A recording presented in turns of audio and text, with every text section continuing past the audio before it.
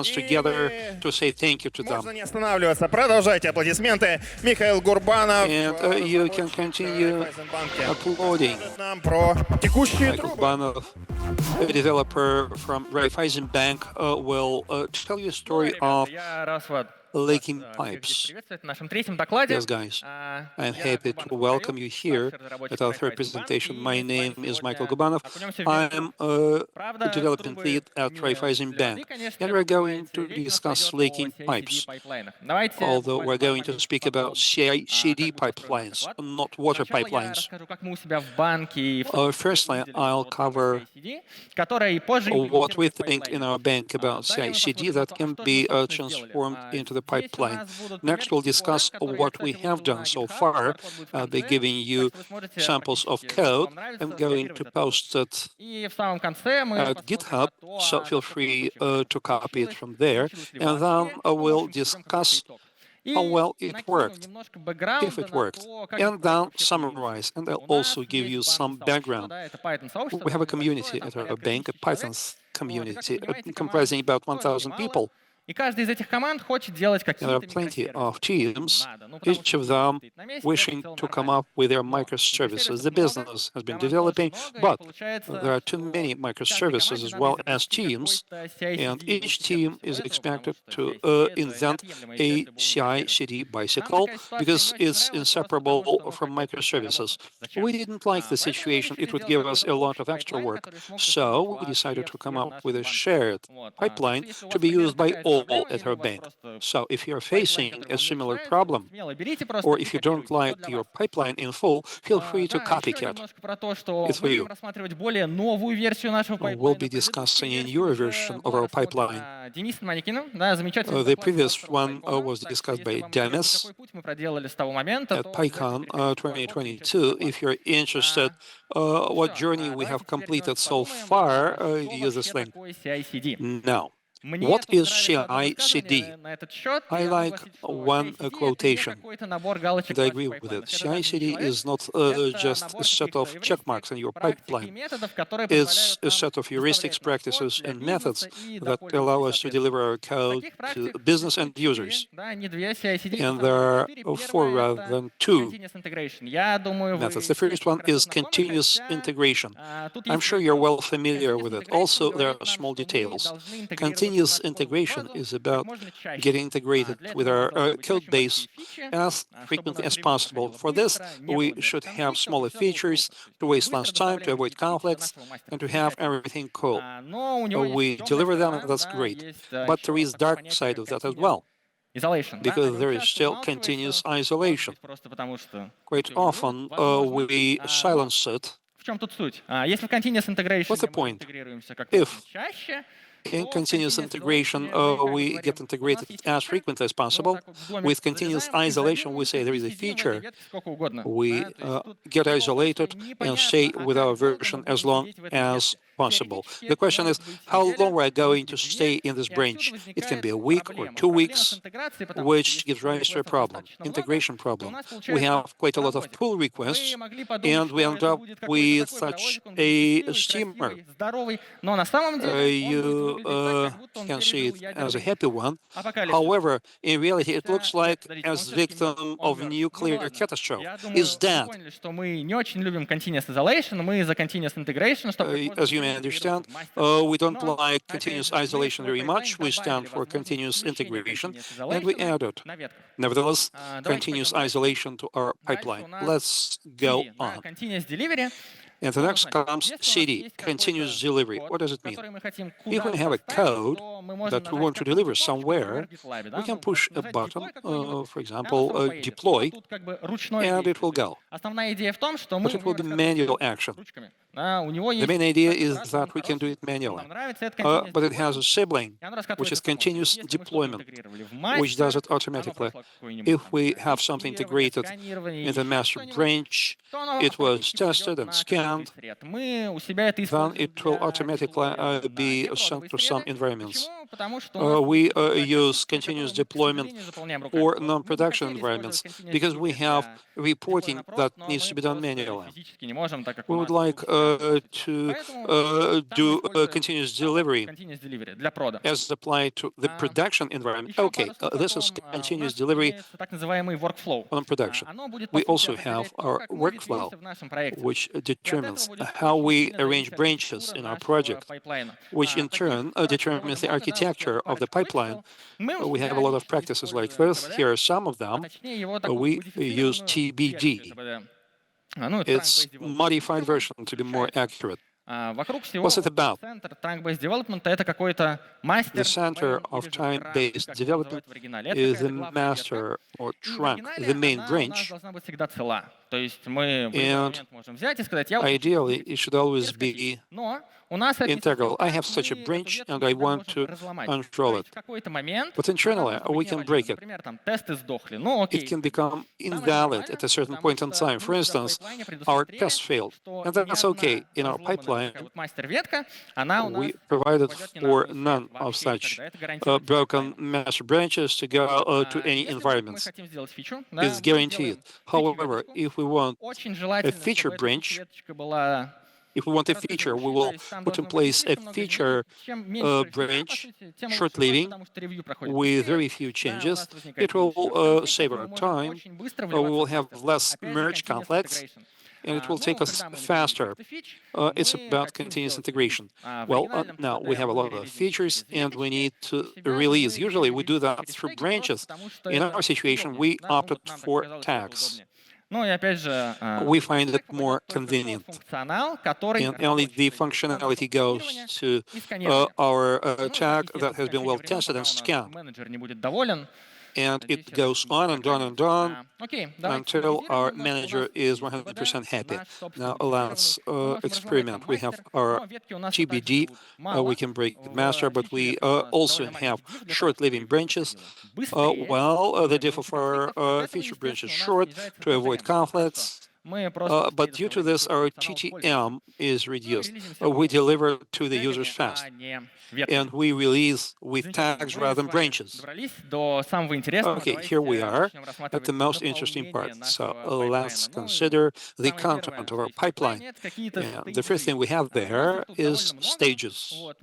We have quite a lot of them, and we'll go over each one of them. The first one is static analysis. As you can understand, it includes linters that we wish to use. Interestingly, we don't use any specific linter version or format. We deploy them directly in the job. Why? For you to have the most recent solution version, and for our code base to be the best one. When we set up some linter, it introduces some rules, and we like it. Although we can vary versions if needed. We can also add arguments to the job. We have args. We can indicate to the linter, please add something to the command. What else is important? It says job. Take into account a project. We don't impose it. We have some code style and follow it. No, we say, if you have your code style, it may differ from ours, and that's fine. And now the most important thing. We generate code quality reports, which is a GitLab feature, which works like this. We have our pull request, a standard one. We have our pipeline, which failed, and the link has failed as well. And a bit below the approve button, we see that something was identified, some major problem. Why is it good? We no longer need to go for branches, or we don't need to click on the pipeline to drill down. We can see it in GitLab once we've opened it, which is cool. These are the solutions we decided to implement for static analysis. Rough, I'm sure you're familiar with it. If not, Google. It's really fast with tons of rules. It's cool. MyPy, it's a type checker. If you don't know what the type checker is, I have a report inherited from Tycon. Well, I'm explaining it there. We opted for it. It's very reliable. But there is another solution, which is Trivi, vulnerability analyzer. It works based on the dependencies. If we found a vulnerability in the package, we can fix it fast. Other than that, it's a Docker file linter with lots of rules. Some of them are pretty dumb. We can exclude them. And KubeScore is a linter for KS manifests. Well, here we're done with this part. Let's get down to build. Internally, we decided to use Scanica as a builder. Why? Because it proved to be faster and better than other builders. We compared it with Builder and Docker, and Scanica proved to be faster. That's why we opted for that. We built 2 images immediately, not just one, ARM and AMD. AMD to engage in debugging. And what's important, we build the image just once. Any hash commit provides for just one build, and we never rebuild. And we use Artifactory as a repository, which may seem to be a strange thing. In fact, it's a file system. What do we have here? We have folders, such as group, project, and CI. CI is the folder we'll be using to gather images. Once we've built them, we have ARM, AMD, and the manifest combining them. We have some nodes, which are our ready images, and you can see the path here. Already, we also care for our registry's memory.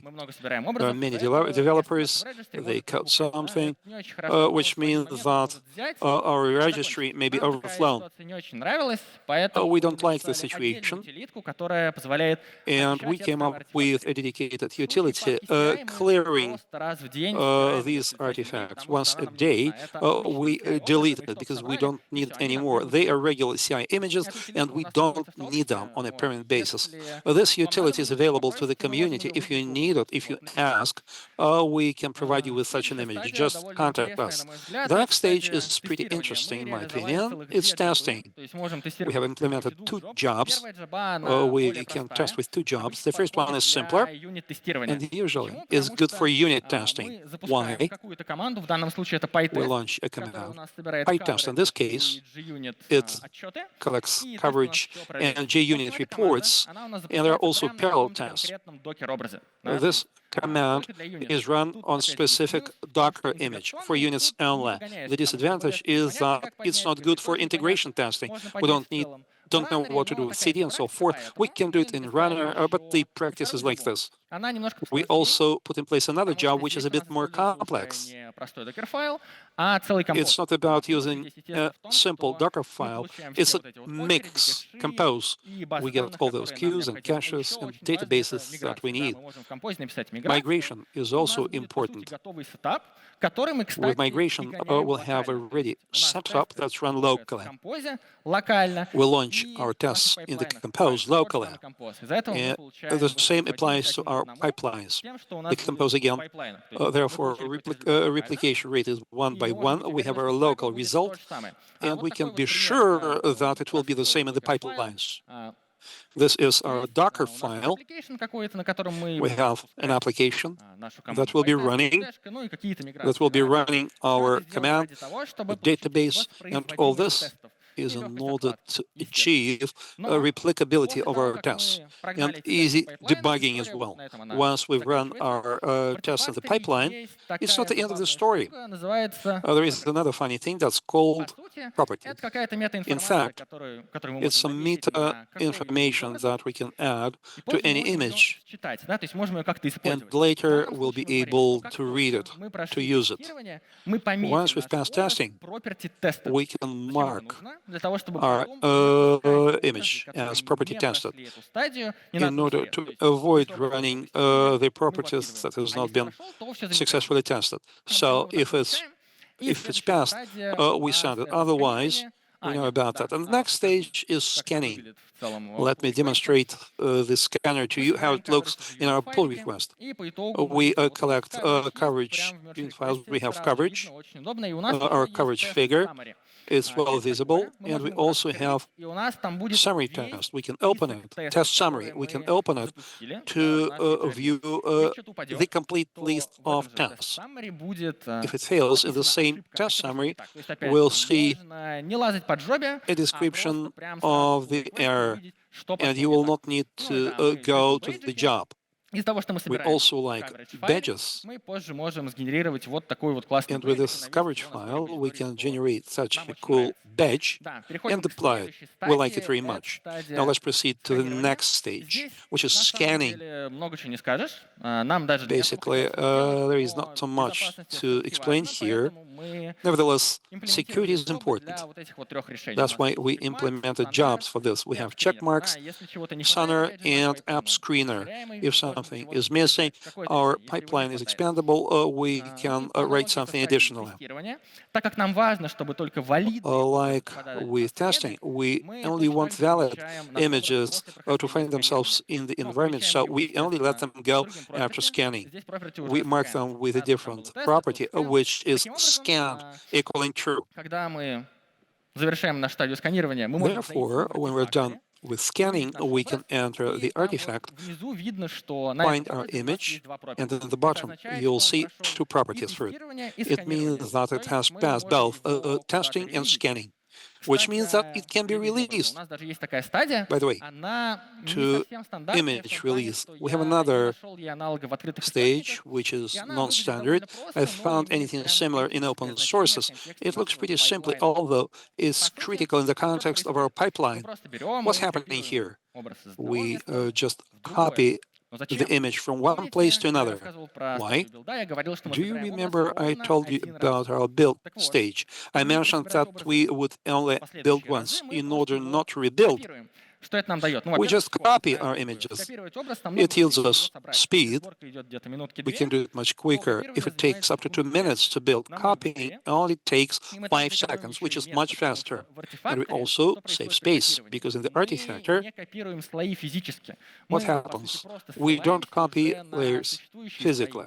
We just refer to already existing, previously built layers, which saves us a lot of space. In terms of ideology, it's important that we once built, then tested the image, scanned it, and then we just copied it to another place. It will be the same image which was built before.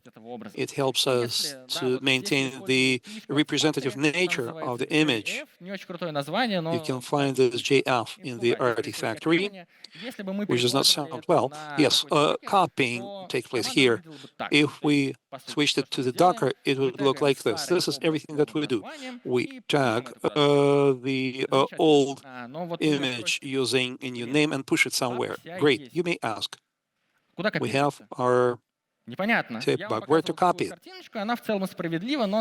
You remember this picture, but there is another folder here called release. What's the point of it? The CI folder is designed for so-called dirty images. It collects everything, and we still don't know if our image would pass testing and scanning. That's why it's in the CI folder. But then it can be moved to release. Why? For example, we want to deploy to some non-production environment. How do we do it? For this, we should grab our image from CI and move it to the release folder. We keep the name in full, and then from the release folder, we can release it. We will not be able to deploy from the CI folder. We can only do it from release. This is for non-production. For production environment, we'll come up with a tag, change the name from commit to the tag name, Замечательно. And now we can send it to production. Вот, собственно, та Cool. джаба, которая помогает нам This is the контролировать job that helps us to be in control, to make sure that only valid images will be sent to the production environments. We say artifacts. We have the name of the artifact. So please count the number of images with names containing some properties, tagged and scanned, and it starts matching. If the number of such images equals 1, it's okay, we move on. Otherwise, something is going wrong and we should fail in order not to have such images in production environments. Well, let's summarize. We have two folders, CI and release. In CI, we only have dirty images, just built. In release, we have cleared images that have passed both scanning and testing. Only those images will find themselves in release. We only deploy from release. We don't want to deploy dirty images. In the release folder, we have ready images, and it's only from there that they can be taken. Cool. Let's try to deploy now. We use Kuber and shell. To connect it to GitLab, we use GitLab agent. I'm not going to explain how to connect it.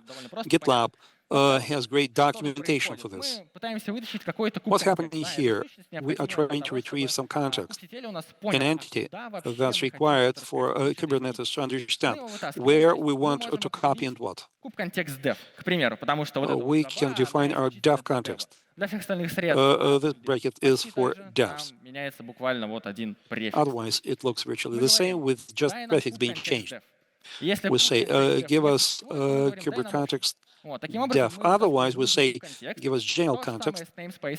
The same happens to stamp space. Then I say, use the kube context. It may be necessary to fall back to the development server. It's important for us to have this image, the one we want to deploy. What else? Building upon the property topic. Once we've deployed, we want our image, the one that we deployed, to be marked with a property indicating that it's been deployed. Why? In fact, we're protecting the image. Why are we doing that? This is how it looks. I found an image with two properties, release pref and release prod. It means that currently it's on two servers, preview server and production server. Why? We care about our artifactor space. We don't want to overflow it. Although here, it's slightly different from the CI. We can't just delete the deployed images. So the logic will be different here. We say, keep three most recent images and ignore those that are protected. And the protection is done through the property that we add after deploying. So we keep 3, 4, or 6 versions, as well as version 5, because it's protected. It's a multi-purpose utility. Well, this is the most complex part. Now, let's get back to the GitLab release stage.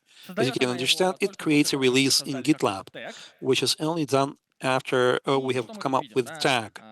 What do we see here? A GitLab release is created containing only those things deployed in the current release. What is part of our tag? Pull requests and commits. It would also generate an archive with our distribution files.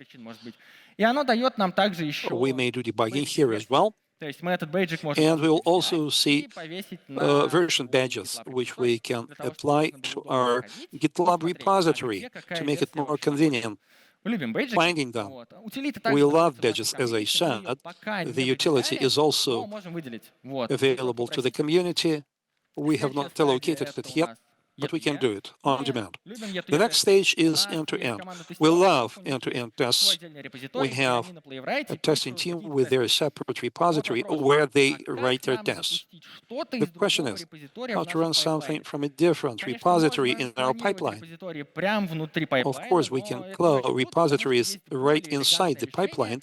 However, there are more elegant solutions. And one of them is called downstream pipeline. What does it mean? It means that we take parent pipeline and create a child pipeline. At the same time, the parent pipeline would expect the completion of the child pipeline, and the status of the child pipeline is not going to affect the parent pipeline.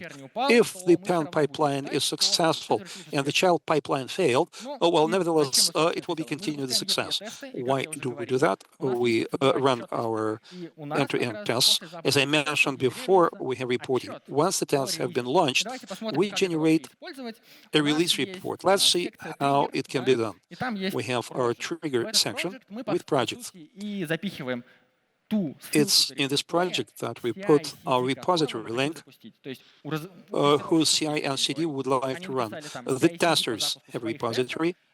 They indicated CI CD for their tests, and we accepted it and triggered it. It's a great idea, and we use it.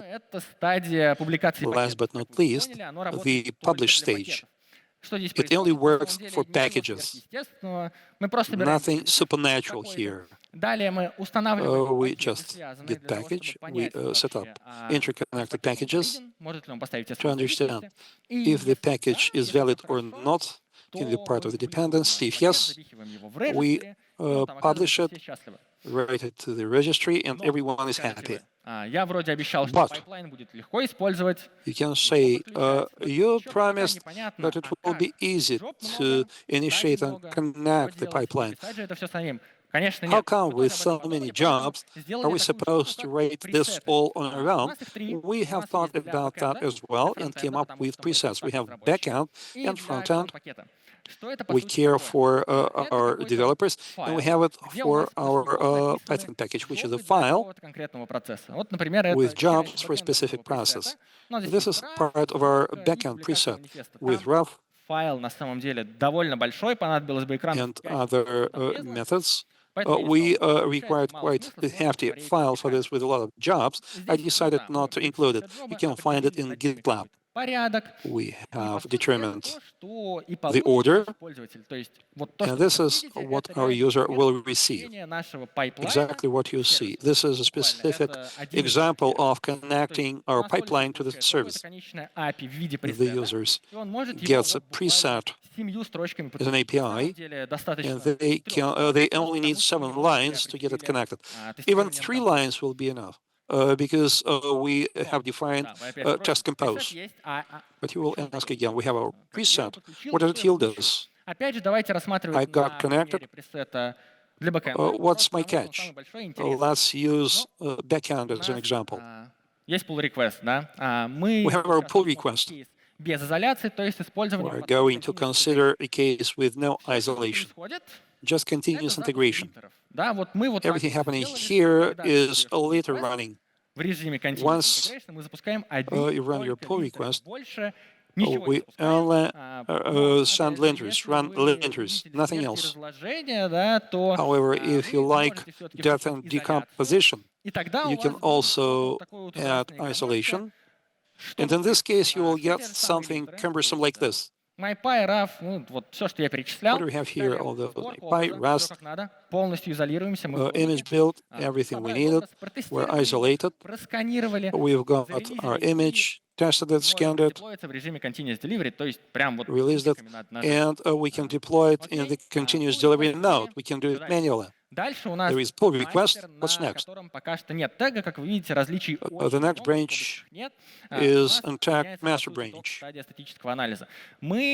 only the static analysis stage changes. We decided not to run linters on the master branch. Why? Because we believe that it should always get integrated through a branch where the linters would already run. So why should we launch them on the master branch? Basically, this pipeline looks the same on the master, for the exception of the linters. Now we want to release. Everything seems to be okay. What happens here? We have a release and we need to copy it from release to release with the name tag name. And we launch 3 parallel jobs: deploy dev, stream, and pipeline. Downstream E2E у нас запускает тестики и генерирует отчетик, а deploy, опять же, Downstream it goes, tests and generates a report. And for deploy, we have deploy dev and deploy pref. It starts in the continuous deployment mode automatically. And for deploy prod, we need to press a button in order for it to roll out. Но опять же, проект Okay, not bad. But again, this project is quite good, and one has to think how to version control it. In our case, it wasn't too difficult to do. We had just 3 folders. There was another one, but I'm not going to get into that much detail. You can look it up on GitHub. So the folders are underscore with underscore. There are base tags внешнему потребителю знать как бы не надо. Если ты and things that are not necessary for the outside user to know. It's for the developer. Then we have a presets folder, and we decided to version control in a peculiar way. We decided to do it by false. We just write backend, double dash, and then version number. Why? Because we didn't want to create a separate folder for 3 files. Why would we need 3 folders for just 3 files? We thought it would be easier and better to understand if we just run them in the same folder. And for templates, we had to do it in folders because there were more of them, of the files there. But the project is large. A lot of teams are using our pipeline, and we have a problem. So we have presets. It's large, it's good. But what if some developer breaks a syntax in at least one job inadvertently, and everything will break? We want to bypass that because a lot of people are using our pipeline. That's why we introduced some testing. But it's not like we're testing the logic of preset or the logic of job. We're testing the syntactic validity. We just verify that our preset can be connected and nothing dies because of that. So we wrote a script which gets our presets through the GitLab validator, and this is the output. We see in this case that all the presets are valid, everything's great, and everything's fine. But if something goes wrong, of course, then we'll see some specific preset is not valid, and we'll see some error. Okay, what? Have I collected everything? Everything. But for what? So as to show you the speed with which you'll be able to deliver your code to production. So we did some measurements. We measured the speed from pull request to production with isolation turned off because it takes too much time. So as a result, we got that on pull request, the pipeline ran for 1.5 minutes. Not too fast, actually. There's a problem with my pipe. My pipe runs too long because actually we install all the dependencies in my pipe to get the time checking to be as accurate as possible. So it can be bypassed, but that's for the future. We have done that. And as a result, it runs for 1.5 minutes, even though other tools run for 7, 8, 9 seconds, much faster. On the main, it took 8 to 9 minutes. The biggest workload was on the test, where 3 and 3.5 minutes, 3.5 minutes elapsed. Even though we parallelized our tests, it turned out to be quite long. What can be improved? We're thinking. But I think that we'll be able to win 1 minute or 2. And we're not creating a tag. When we release and deploy prod, about 1.5 minutes. On average. So natural, you can achieve a better time, but we got 11 to 12 minutes to create a pull request, to upload it and to roll it out on production, which I think is quite cool. But of course, it can be improved. So, summing up, what we got in our pipeline, it can work in two modes, continuous integration and in the decay mode, isolation. We don't like it because it takes too much time. So by default, we have continuous integration. Our pipeline is connected quite easily. We only have 3 lines to connect the whole preset from CI CD file. If somebody understands that somebody is missing in the preset or there's too much of something, some jobs can be rewritten. You can inherit from a job, rewrite it, or even insert your own job into the existing preset. You don't like the presets, okay, all the jobs are in open access. You can inherit from them and write the preset, which will be completely yours. So the flexibility is ultimate. The pipeline works not only when connected to some existing service, again, it only has 3 lines, but in runtime as well, because we build the image only once, saving a lot of time. We're saving about 6 minutes, and because we have with our artifacts and physical images are not copied, we are also saving space. I should also remind you of the utilities that clear our artifactors, and we are also handling the problem of overflowing the register. We generate code quality reports. We do one click and see what the problem is.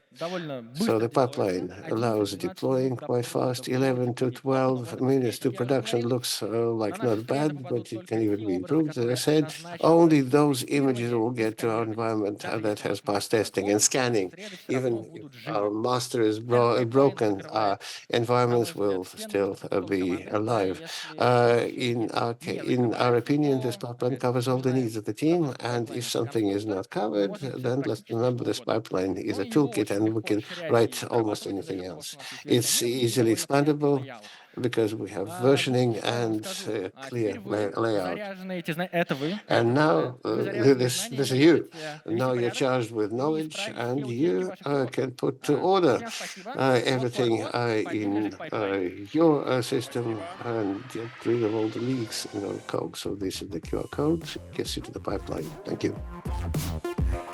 Спасибо большое, Михаил. Thank you so much, Mikhail. So, friends, everybody's scanning the QR code. Okay, and then a different QR code. All right. Questions from the bot. Mikhail, you'll have to choose the best. I see some familiar names. Sergei Stalin.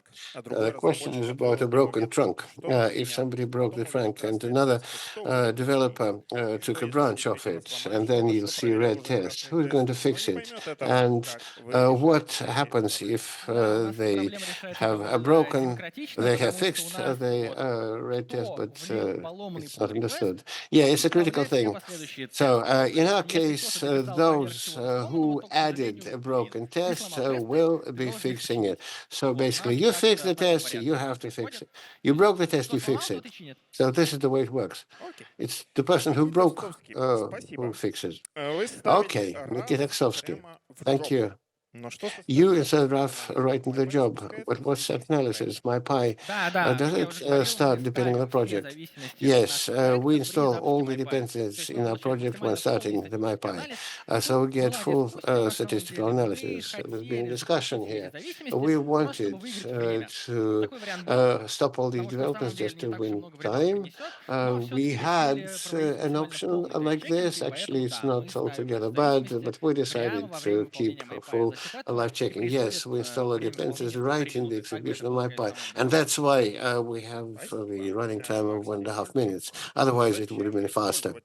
Thank you. Maxim Alchuk, why use artifactors together with GitLab? GitLab is offering their own storage and friendly integration. Yes, a good question. When I joined Rife, artifactors were already there and processes had already been set up.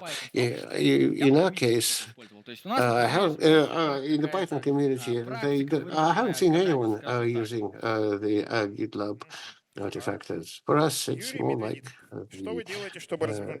habit. Yuri Medveditsky, what do you do to break run jobs in mono-repositories. Good question. What do you do? I'm trying to fantasize because we don't have mono-repositories. Everybody is writing in microservices. But what would we have? Had we done so? It's a good question, but frankly, I can't give you a good answer off the cuff. Well, perhaps theoretically, you could include the GitLab CI in each of the repositories and try to start there. That's my guess. Our pipeline is for one repository. By the way, it's a good idea. One may think about that, and maybe we could do some preset for one repository. But I don't have a ready-made recipe at the moment. I'm sorry. Okay, good. Nikolai Lavrushin. In the project with a lot of microservices, you are running into a situation where each application has its own repository or a release branch with the version number. And on release, all other are cut away. Should we keep using this approach, or should we consider alternative options if they exist? Please briefly describe the advantages and drawbacks. Okay. If you're asking about some case of your own, I just heard the term release branches. We don't have release branches. We don't create them. We only use release tags. And second, in our case, we don't do any separate release if there are no changes in services. We release only services where something has happened and where we want to deliver something. I think there's a good point about that because we don't create unnecessary branches. And I think release branch can be something necessary. Because, okay, I understand. If you have release branches, you can switch something. But if you have a release and something doesn't work, you can just add the next tag. So I think it's in your approach. There's this problem of large entropy because I don't quite understand why creating a release branch if nothing has changed. In our case, we just don't create these branches. We just use release tags. So, and I recommend using our approach, by the way. Okay, Nikita Pastakov. How do we check that developers follow all the local guidelines? For instance, regarding the tests in Docker Compost. Ну, смотри, как бы мы look, большой брат, да, мы не we're a small brother. стоять с кулаком. We're not going to stand above them with a fist, reminding them to follow our guidelines. This pipeline, for those who want to use it, if you want to write your own CI/CD, bike, you're welcome. We're not going to keep an eye on you because there are lots of teams. We're not going to keep an eye on everyone, stomping our foot to say, yes, include our pipeline. No, it's never going to happen. So I'm not going to say that we are watching over all the teams. We're only watching over ours. It's an adopted process in our case, and it's the chance that you can't miss. Another question from Gilman Glitsky. All instruction assembly are clearly seen in YML. Do you need to do a local assembly outside, or how does the engineer debug CI/CD? Yes, we run a test locally in Compose, same way for the composite. Yes, we just run a utility just file. It's just like a make file, just build. So we just press just build, and we got a created image, and there we can write our tests. Yes, in addition to the pipeline, there's another place in our case where we build images. Okay, so these were all of the questions. Now you can choose the best one. Okay, the intrigue is growing. Everybody is nervous. Look, I like the question about the mono repository because I couldn't answer it. Yes, Yuri Medvedevsky told them also that he answered 2 questions. Okay, Yuri is here. Okay, great. Thank you. Please give a hand to Yuri. Great. And also, thank you.